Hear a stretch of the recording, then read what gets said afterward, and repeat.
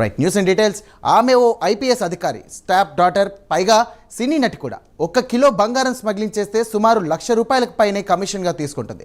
ప్రతి ట్రిప్కు దాదాపు 12 నుంచి 13 లక్షల రూపాయలు వసూలు చేసేది.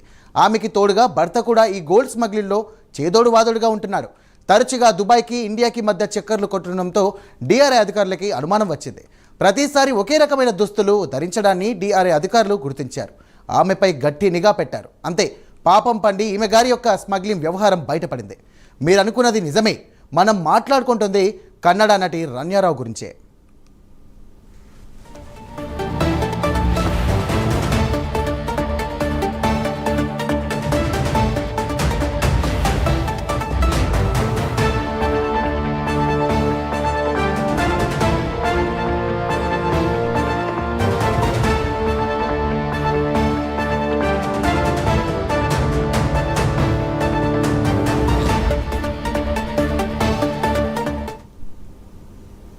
బంగారం స్మగ్లింగ్ కేసులో దొరికిపోయిన కన్నడ నటి రన్యారావు భర్త జతిన్ హక్కేరి కూడా విచారణను ఎదుర్కొంటున్నారు. రన్యారావు దుబాయ్ వెళ్లి వచ్చిన ప్రతిసారి జతిన్ హక్కేరి కూడా వెంట ఉన్నారని డిఆర్ఐ అధికారులు గుర్తించారు. కొద్ది నెలల క్రితమే జతిన్ రన్యారావు వివాహం భారీ ఎత్తున జరిగింది. దుబాయ్ నుంచి బెంగళూరుకు సోమవారం నాడు 14.2 కిలోల బంగారంతో రన్యారావు వచ్చింది. ఇక విమానాశ్రయం నుంచి బయటకు వెళ్తుండగా చివరి నిమిషంలో డిఆర్ఐ అధికారులు పట్టుకున్నారు. అటు తర్వాత ఆమె ఇంట్లో సోదాలు చేశారు. అక్కడ 2 కోట్ల రూపాయల విలువైన ఆభరణాలు, 2 కోట్లకు పైగా నగదును కూడా స్వాధీనం చేసుకున్నారు. మొత్తంగా ఈ కేసులో రన్యారావు నుంచి 17,29,00,000 విలువైన బంగారం, నగదును సీజ్ చేసినట్లు డిఆర్ఐ అధికారులు వెల్లడించారు.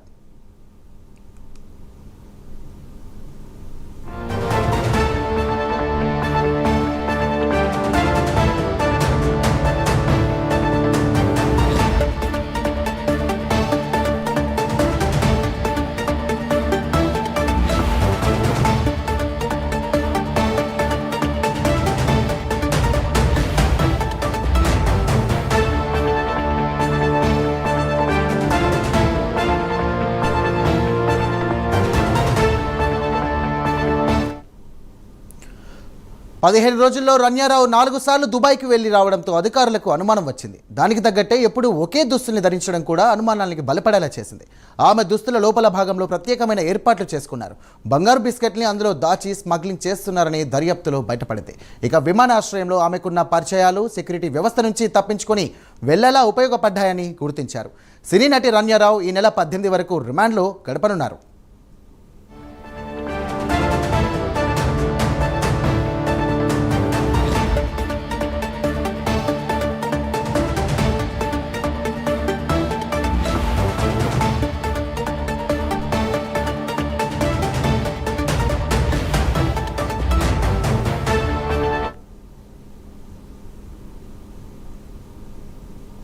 రన్యారావు కర్ణాటకలోని సీనియర్ ఐపీఎస్ అధికారి రామచంద్రరావు స్టేఫ్ డాటర్గా విచారణలో తేలింది. ఇక విమానాశ్రయంలో సెక్యూరిటీ తనిఖీల నుంచి తప్పించుకునేందుకు రన్యారావు తన తండ్రి పలుకుబడిని ఉపయోగించుకున్నారా అన్న అనుమానాలున్నాయి. ప్రస్తుతం Ramachandra Rao Karnataka state police housing corporation MD బాధ్యతల్లో ఉన్నారు. తన కూతురు చేసిన పని పట్ల ఐపీఎస్ అధికారి రామచంద్రరావు దిగ్భ్రాంతిని వ్యక్తం చేశారు. రన్యారావు పెళ్లైన తర్వాత ఆమెతో తమకు సంబంధాలు తగ్గిపోయాయని రామచంద్రరావు చెబుతున్నారు. రన్య, ఆమె భర్త ఏం చేస్తున్నారో తనకు తెలియదని రామచంద్రరావు అంటున్నారు. ఆమె కుటుంబంలో ఏవో సమస్యలు ఉండి ఉంటాయన్నారు. అనుమానాన్ని కూడా రామచంద్రరావు వ్యక్తం చేశారు.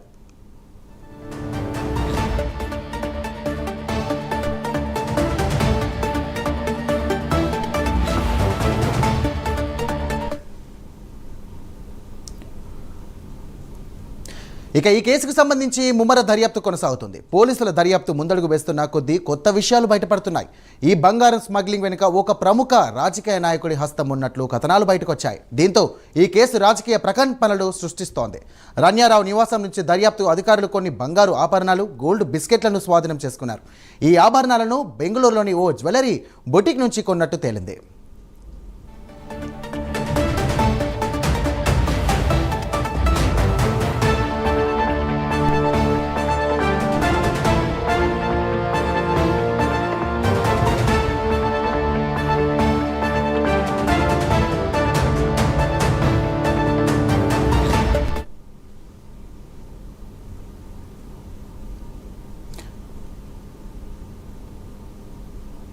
దీంతో ఆ దశగా దర్యాప్తుకు అధికారులు కీలక అంశాలను గుర్తించారు.